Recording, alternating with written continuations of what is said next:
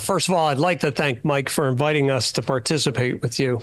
I'm a member of the Loudon Club, but one of my first introductions to ham radio was through Mike. So thanks again. As he said, I'm Jim Begley. I am very new to ham radio myself. I got my technician license in November of 2023. But I am not new to radio. I served 33 years in Army Signal, and I also wanted to be able to take my ham license and my experience from the Army and the Army National Guard. I was one of the guardsmen that went to Louisiana in 2005 after Katrina, among others, and want to apply that to the local community. I'm thinking Loudon, but as I see, there are a lot more people in this meeting than in our Loudon meeting. So maybe, Mr. Membership Guy, I think I might have to come talk to you when we're done, okay? James to my left with CERT, and me being a computer guy, when I first heard the term CERT, I thought computer, right? But Community Emergency Response Team. And Jerry with Skywarn, and Craig with American Red Cross. So I'm going to ask each of the panel members to do a 1-minute elevator introduction, and then each member will do 15-minute presentation or discussion. Thank you. I'm Jerry Stuckle, AI0K. I've been a ham for 57 years now. I was really small at the time. Been involved with Skywarn for about 41 years now. I got my first start down in Raleigh, North Carolina, when they had a set of tornadoes go through southern North Carolina. And I was called on to start a Skywarn program down there because I grew up in Iowa and had experience with tornadoes. And so started that and ran that until 96 when I came up here. I served before that, and I had just gotten married, so wasn't too active for a few years, but then got back into it, and about 3 years ago got appointed as the person in charge of the program for the hams. We cover 45 counties from Maryland to West Virginia's Panhandle, and down to Culpeper, all the way up to Pennsylvania border. Yeah, I want to first thank Mike and the club for inviting the Red Cross to come speak tonight. My name is Craig Kuhn. Kuhn, like the old baseball commissioner that some of you might remember from long ago. No relation. So I'm basically the regional disaster technology chief for the American Red Cross for the National Capital and Greater Chesapeake region.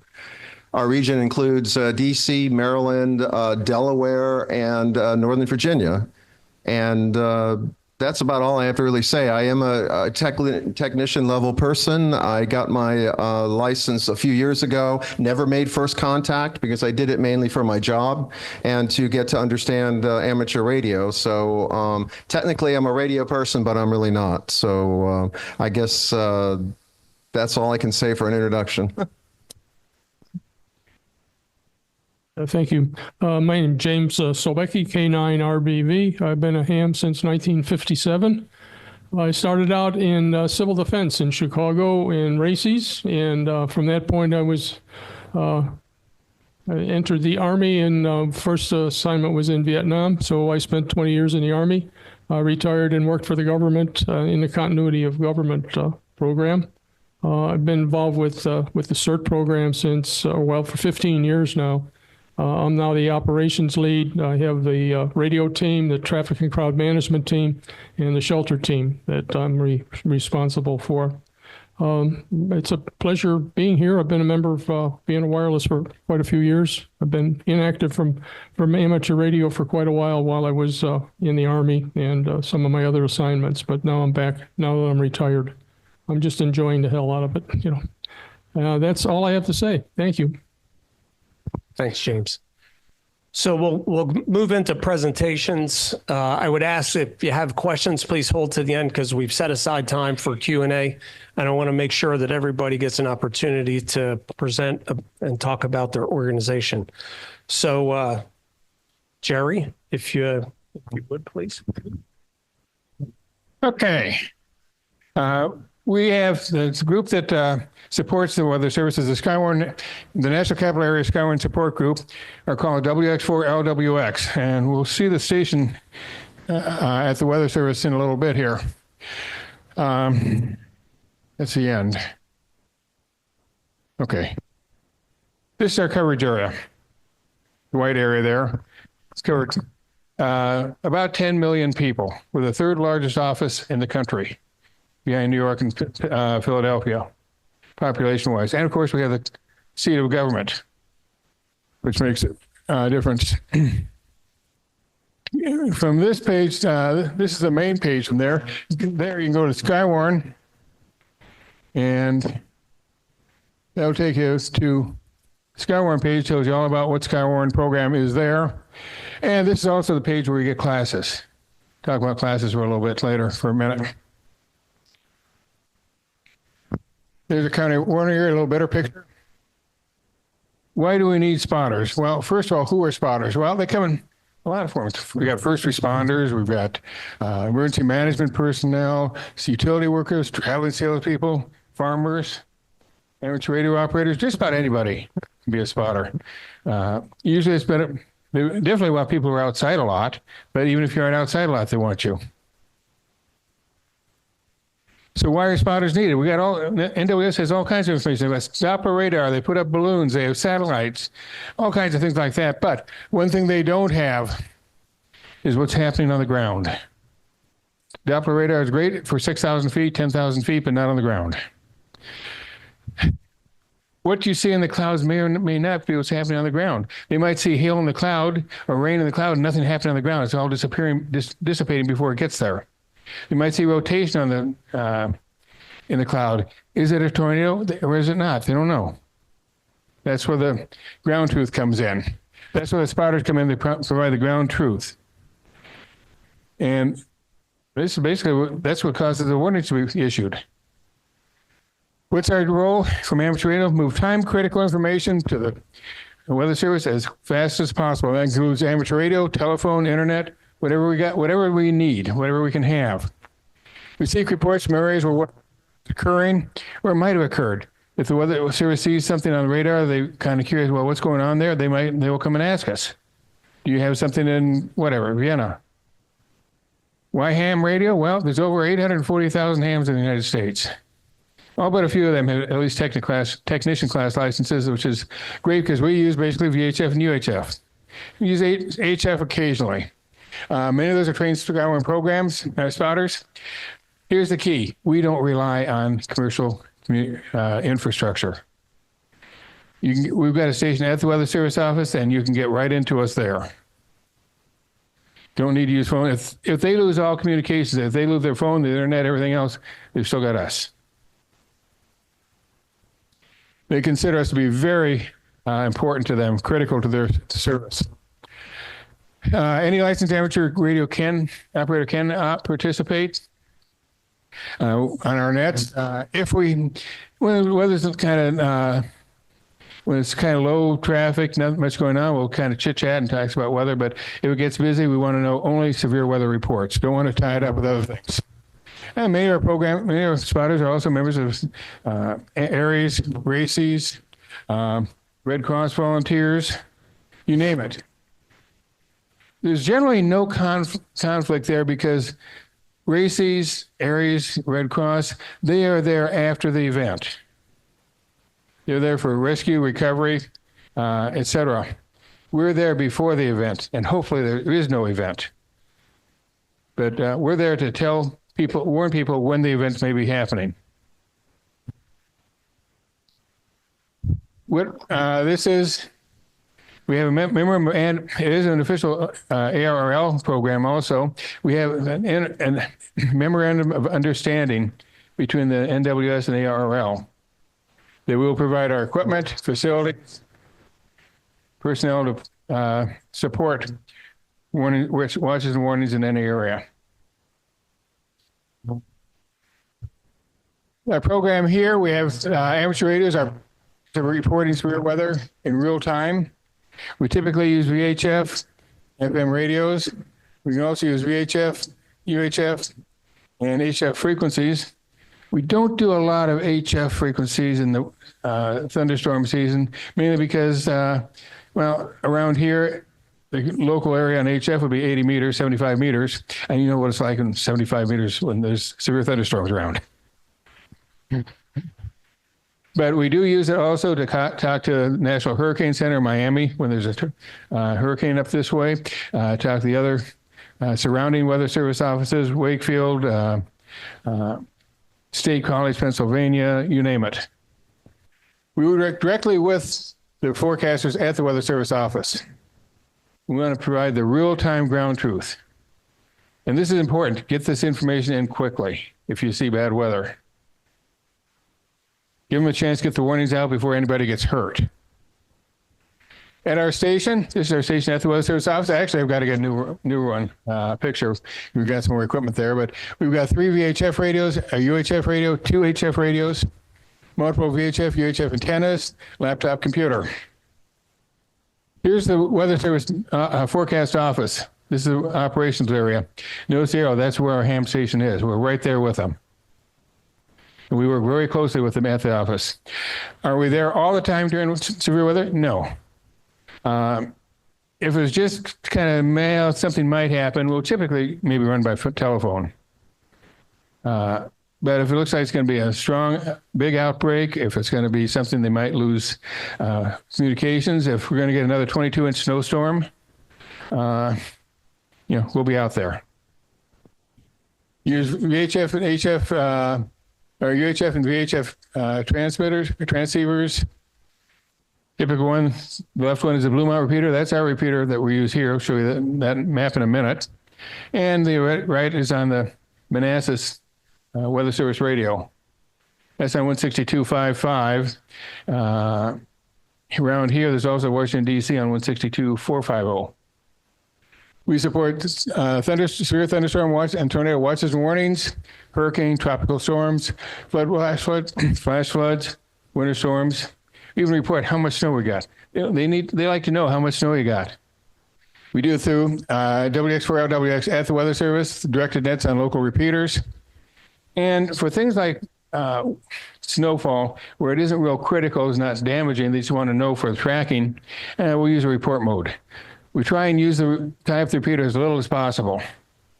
Leave it as much open as possible for normal use. Report mode will typically be on maybe 5 minutes every hour. Our main Skyward net around here is on the Bluemont repeater, 147.300. We also interface with the Hurricane Watch Net, Old Dominion Emergency Network, and all the others here. So these are our subnets. The big red spot in the middle is our net off of Bluemont. Covers a large area because it's a large coverage repeater. Various ones all around, those are the frequencies. So you can see where you are. That also is on our website, wx4lwx.us. What's the information flow? Well, from our spotters, goes to the amateur radio net. That goes to WX4LWX when we're active. Otherwise, the net control phone it in, and then to the forecasters. We also have some other nets around here. It's the Washington area weather nets, Tuesday night at 8:30 p.m. on the Bluemont repeater. Everyone is welcome to check in. The other nets there too, Frederick, Cecil Hartford, Pendleton County. Here's our personnel at the office, the group. Myself there, coordinator. Tim Dennison is a past coordinator. He got too busy with family and work and decided he really couldn't put the time into it that he should. I'm retired now, had some experience, so I kind of got nominated. Chris Patton, Tom Horn. Always. One thing I want to point out, we have an assistant amateur radio coordinator for station management. I do need another person who's technically capable to help with the radios, with the antennas, not climbing the towers, but when we have a problem, to help troubleshoot the problem. Also need net controls around here, by the way. Other subnet managers here. Does it work? Yeah. Joplin tornado in 2011. The picture really doesn't do it justice. I've seen the results of 2 F5 tornadoes in my lifetime, and you can see some damage here. But think about something like this. This looks like this for a mile wide and 10 miles long. That's what an F5 tornado can do. We've got WX4LWX.org. For amateur radio, we've got ARL.org. We use this for non-ham groups too. Here's the ARRL page. My main contact at the Weather Service is Chris Strong. He's a weather coordination meteorologist. Kevin Rodriguez is Skywarn class coordinator. If you want a class for Fairfax County EMS or OEM, that's who you contact. They do work with the National Weather, or with County Emergency Management for these classes. And then myself, I've got my cards up here too if you want to take one. Here's my call sign and email. I think that's about it. Thank you very much. Okay, next is James with CERT. Thank you. CERT, difference with that. CERT, community, emergency, response, and our team. We're going to talk about all of those words. It's all about training. We're in the business of training people to be prepared. Those are some of the skill areas that you would receive in CERT training. And of course, all CERTs across the country work with local emergency response organizations as we do in Fairfax County. Right? We do use the incident command system, if you are familiar with that. So we directly interface with public safety. And CERT teams serve their community. So if a disaster happens, it happens in your community. And that's where we want you to be prepared to respond. The CERT team here belongs to is under the Fairfax County Fire and Rescue Department. And a primary mission is providing basic CERT training in the community. And we teach more courses than most other CERT organizations anywhere. We average, I think, about 8 of them a year around the community. Other surrounding jurisdictions usually do 1 or 2 a year. We provide direct support, non-emergency roles primarily. There's an exception to that, and I'll mention that a little bit later. One of our big features is we provide active victims for EMS and paramedic trainings. With the background skills that our CERTs have and experience, they're primed to be the active victims for the EMS trainees. It's nice for them to get a real response. Otherwise, they have to use, mannequins and other devices to practice on. These are some of the other organizations that we support in the area. Starting from the top and going down, our most active, of course, is with the fire department, City of Fairfax Police, and the Occoquan Police. We do quite a bit of traffic and crowd management for those organizations. They all involve radio communications also. Virginia Task Force 1, you've heard of them. Metropolitan Washington, that up there, Airports Authority. Of course, the many agencies and departments in Fairfax County. Of course, the Vienna Wireless. We provided that wonderful shelter that you saw last field day and at winter field day. And we have some ideas for the upcoming field day, bigger and better.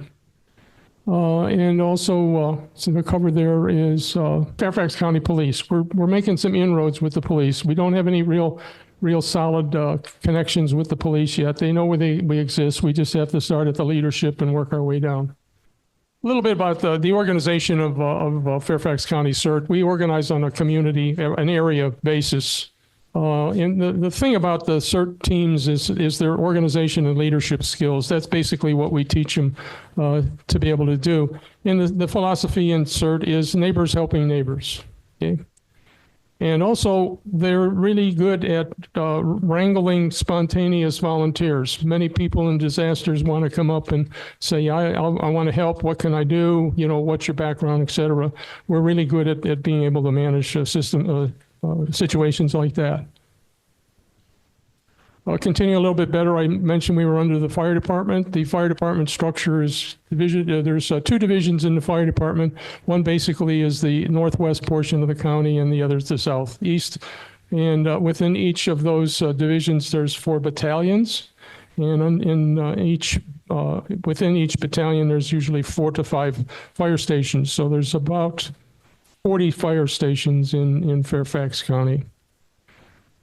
We also have, as I mentioned, part of my operations division, We have a traffic and crowd management team, which is the one that uses most of the radio communications.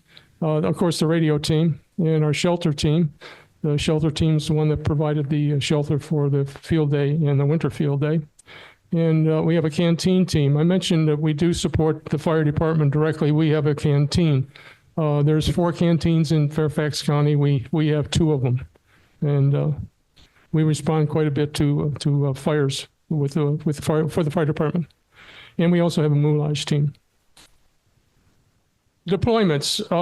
Not much happens in Fairfax County, knock on wood, but some of the things that we have done of note, there was a deputy chief of EMS in Alexandria who died from cancer a while back last year, and we were asked to support the funeral service for that chief. Drew a large crowd.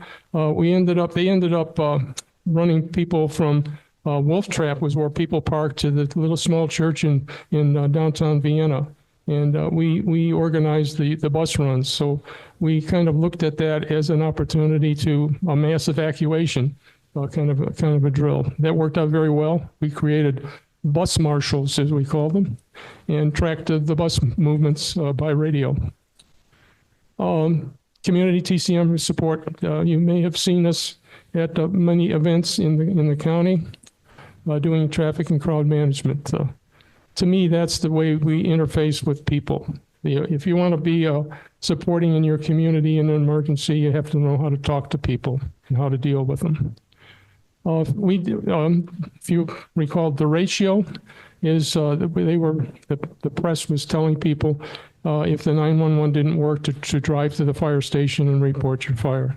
Unfortunately, the firefighters were out fighting fires and doing windshield surveys, so there may not have been anybody. So the question was, why don't we send CERT out to do that? And the reason we didn't is because there was no plan in place. So you can't do anything without a plan. So we weren't able to do that. But based on that, we now have a plan. Just recently, they switched the 911 system over to another system, and 911 was down for quite a bit last week.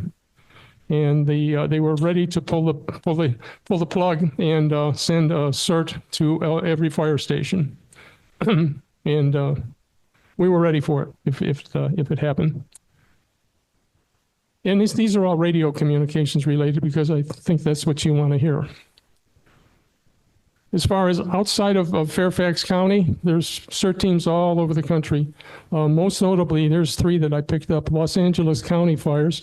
Los Angeles and Los Angeles County is one of the few CERT teams that work directly or integrated in the fire department. So they organize by battalions and stations, and actually their CERT members are very integrated in with the fire department. Western North Carolina and the Tennessee floods. There wasn't as much CERT activity there because of the ruralness there and the wide separation of communities.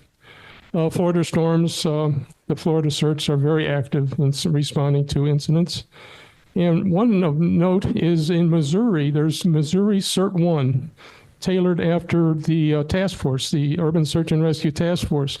Very large organizations there. They monitor situations. They have gone to Arkansas, Missouri, Oklahoma, all over the southwestern portion of Missouri and surrounding communities for search and rescue and just about anything else you can consider to support their communities. When a major disaster occurs, this is what we would like to see our first responders going for. Of course, police, firefighters, and EMS personnel. But what happens, what about the lower priority needs? Tree fell on my house. I think there's elderly persons, we're not sure of their status. You know, can you come out and do a welfare check? Those are things that we think that Fairfax County CERT trained individuals in your community can do. A little bit more about deployment. Fairfax CERT, we self-deploy. If it happens in front of you, we expect you to activate yourself. The motto is, you know, who's the most important person in CERT? Is the answer, of course, is I am. Because if I'm injured, I can't help anybody. So you have to take care of yourself first, your family second, your neighbors, and then the rest of your community. Whenever dams, Department of Emergency Management and Security issues a Fairfax alert, that kind of triggers us to lean forward and activate in some way.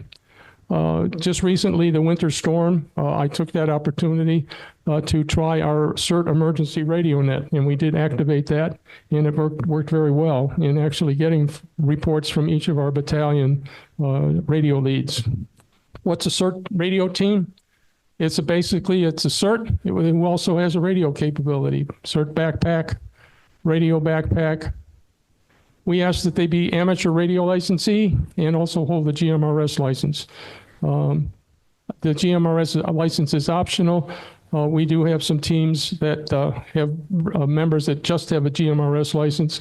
And by the way, we've encouraged them, and a lot of them have now gone on to get their amateur radio license. So we're going pretty good. Right now, we have about 37 members of our CERT radio team out of the 187 that are licensed CERTs, licensed amateur radio licensees in CERT. Some of their missions: radio operator, facilitating communications capabilities, being a teacher, trainer, mentor for their teams. We hold monthly workshops, and of course we support the area community CERT teams. We try to have a radio person associated or affiliated with each of our teams. And we conduct training in communications. Again, I mentioned in operations, I have traffic and crowd management. We're very big users of radios. Most of it is GMRS because many of our CERTs do not have an amateur radio license. So we accommodate it that way. We encourage them all to have their own GMRS license. And CERT support is another arm of CERT. We have vetted individuals. We have credentials. We've had background checks, and that's one of the reasons that they can send us to a fire station to basically take charge of the station when the responders are out of the station. Amateur radio. We rely on amateur radio for command and control communications, and I call it level 1. I won't go into the details of that. Like I mentioned, the organization in the fire department is 2 divisions, Division 1 and Division 2, and the other boxes underneath there represent the battalions. And then below that would be the individual stations or individual teams. As an example, if there was an incident in a particular battalion area, just in this example, just one, we would establish an area command, and that would be integrated or connected with the others, individual neighborhood teams, probably using GMRS radios. I call that level is level 2. And level 2 would be within the circle there. They would be interconnected with GMRS or FRS radios. The CRT is the CERT radio team, would provide the amateur radio link to our CERT emergency radio network. That's the level 1. So we have a top-down, bottom-up capability there. These are all of the capabilities we have. These are some of the training: command, medical, light search and rescue, fire safety, hazards. Basically, CERT training, work as a team, guide others, know your limits and strengths, have basic skills. We like to conduct hands-on drills, and we've got a lot of MacGyvers in our organization. And we self-deploy in your own neighborhood. Okay. As I mentioned, as I mentioned earlier, you are the most important person in CERT, able to assist others. We take an all hazards approach, and the motto is do the greatest good for the greatest number. In a major disaster, that's all you can really do. And if you want to know more, we're here to answer your questions. And we have some little brochures if you want to know more about CERT training. Hello, everybody. Unlike my other panelists, I don't have any cool slides, sorry. So I'm just going to have to wing it. So what is the Red Cross, and what do we do for disaster technology? Basically, obviously, we support the Red Cross during times of disaster. We don't do blue sky support. We don't do help desk and that kind of stuff. So the main thing we do is emergency communications. Our offices are spread all across, like I said, our region, which is multiple states. So the idea is to be able to connect our offices in a comms down scenario via HF. So one of the things we do is routine drills. Like we have one coming up on April 19th, and I know Jose's group's going to join us, so I really appreciate that for the first time. but we have people in offices all around the region doing WinLink over HF radios. Now, how many people in here know WinLink? How many people want to know about WinLink? There you go. So one of the things, my team of people, or a lot of them are ex-IT people like myself, 30, 40 years doing whatever. What I found is I don't have any technology. It sounds cool to be the regional technology chief, but I have no technology. I have a cool incident command vehicle that used to be Arlington County's vehicle, but for the most part, there was nothing to engage people with. So many years ago, I said, hey, amateur radio people, let's connect the offices and let's engage radio people. So my team basically now is all amateur radio people, mostly including Aries ECs. I mean, I have all kinds of different people. Most people have many years of experience and, run circles around my 2 or 3 years of radio experience. So basically doing the drills is how we keep people, engaged. So we try and do that every 2 to 3 months. It fell through the cracks during the holidays, but we're back on schedule. So what I'm always looking forward to is finding people that want to come over to the dark side, radio people, and join the Red Cross. Now, I can exercise you and get you going as much as you want. One of the big things we do is train people up on WinLink. Of course, it's selfish. It's WingLink the way we do it, but nonetheless, we train people up on WinLink. We've worked with smaller radio clubs to do go boxes and get that kind of stuff going. So essentially, we have lots of volunteers with go boxes and WinLink experience. And you say, why WinLink? We don't do voice because we learned several years ago on one of the major disasters, there was a savvy local news group that had a scanner. And so we had people in shelters calling into the headquarters saying, hey, we opened a shelter at 123 Main Street. We have 120 people staying here tonight, and we're going to feed so many tomorrow. Well, they caught that on the scanner, and of course at the 5 o'clock news, they make the announcement, hey, Red Cross has a shelter at 123 Main Street. So we learned that we can't be basically sharing our secrets without, before the PR people. And in that particular circumstance, it was a closed shelter designed specifically for a group of people, and they ended up having, a whole neighborhood show up trying to get into the shelter. So that's why we do WinLink. WinLink became the most popular way of doing that, so that's what I adopted. And it seems to work well, and I'm able to allow my non-radio people to sit at a terminal, and we all remember Outlook Express from the Windows XP days, and so they just sit and they can type their own messages right into a laptop, and then of course go out through a radio on the network. So what we've done in recent years is we've become part of Shares. A lot of you probably know about Shares, and what that changes the way I do things, in that I don't need amateur radio people, even though I still use amateur radio people. With Shares, I can drop a box in a shelter and walk away, so the radio can be unattended. Obviously, in the amateur radio world, if that was an amateur radio gateway, I'd have to imagine staffing, let's say, a shelter for 2 weeks, 24/7. As much as we all like to do this kind of stuff, I can't imagine having that many people staff, say, 5 shelters at the same time.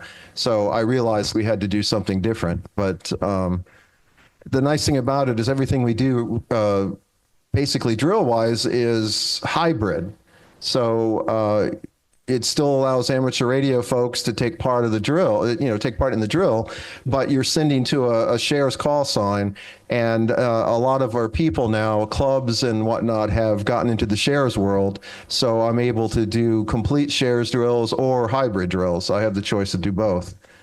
One nice thing about Shares for emergency communications is if you realize, if you do winlink.org and you send messages, or if you use WinLink and you go to winlink.org, you can see all the messages that were sent. So again, it goes back to not having privacy. And of course, you can't encrypt on the amateur radio world. So the nice thing about Shares is none of that, even though you're sending WinLink messages, none of that, you can't see that on winlink.org because it's part of the Shares network. So that's kind of what we do, basically radio centric. And again, I'm lucky to have found a bunch of good radio people. I mean, my top radio guys have been around for a while and are awesome. I couldn't have done this without them. So amateur radio is a big part of what we do. I'm just a lowly tech that got my license a few years ago, never even made first contact. I just did it for my job so I could understand it. Now, what's happened over those years is I've become dangerous in the radio world because I've surrounded myself with good radio people and sucked up all the information I could. So I'm kind of one of those dangerous radio guys. I know just enough to cause trouble.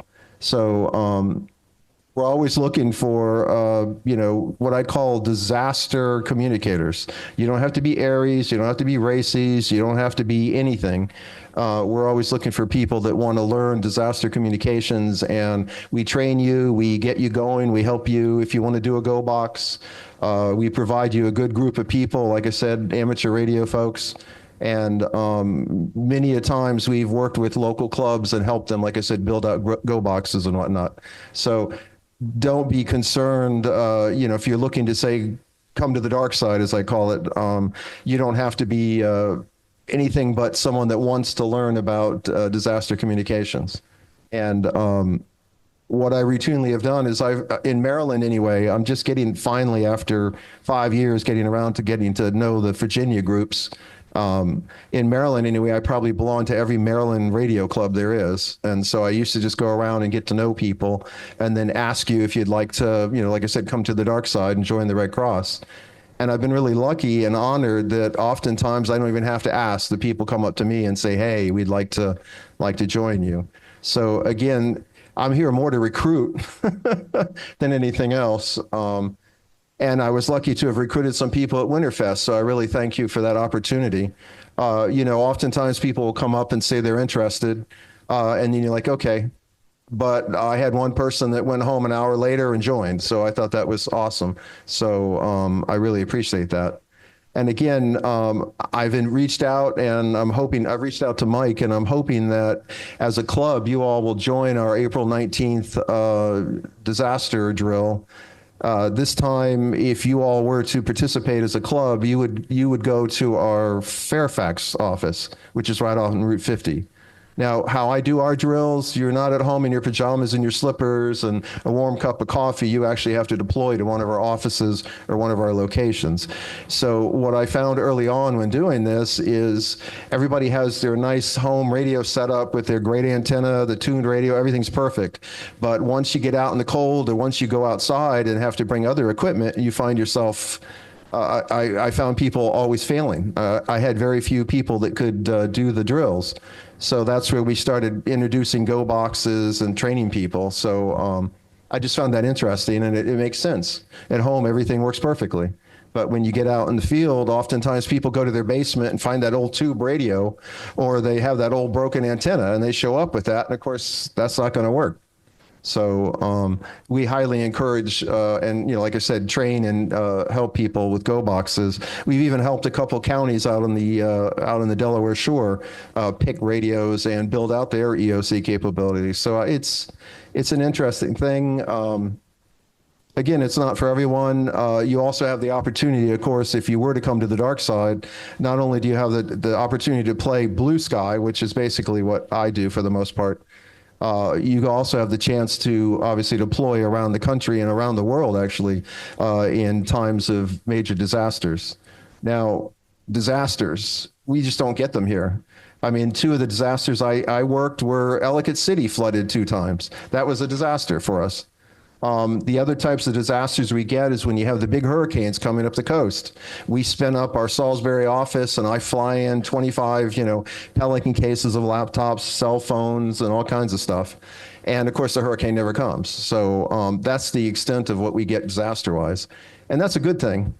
But what we've learned, the Red Cross has learned, unfortunately, is calms down doesn't happen that often, and when it does, FirstNet, Verizon, AT&T are there with their cows, their cellular on wheels, and everybody's up and running, at least at the headquarters, in an hour. So what's happened is they've taken away all my sat phones, all my satellite internet, because we're never going to have a calms down scenario. So kind of crazy. So they don't take it very seriously. Like I said, I'm the chief of a big, important region, but I have a $0 budget. I can charge $100 a month on my Red Cross credit card. And even then they look at me and micromanage, what the hell was that? So it's kind of crazy, but they feel that communications and all that just is kind of we don't care. We don't have that experience. So I just bang ahead, and hopefully, should something ever happen, we have a team of good people, working with our partners out in the radio clubs and Aries and Racies and other groups that I could bring together something. But at the same time, like I said, I've pulled a lot of you into the dark side and built out a team of radio people for the Red Cross. So that's kind of what we do. Who do we serve? We serve whoever's controlling the disaster, which is usually a county or a state. So it's FEMA or DEMA or whoever is running the show. So that's who we support. And of course, we also support Red Cross, our own local disasters. And that's kind of the extent of it. I mean, like I said, I didn't have any slides, so I'm just winging this. And I hope that it makes sense to you all. And I'll go ahead and give up the microphone, and feel free to come up and chat, and I'll give you a card and talk to you about whatever you want. So here you go. Thanks so much for listening. Gentlemen, thank you so much for coming. Our goal in having you here was to educate all of us on how we can support and be aware of local opportunities to make a contribution. A round of applause. Thank you. And to all of you, drive safely. Good night, and I'll see you next program meeting. Good night.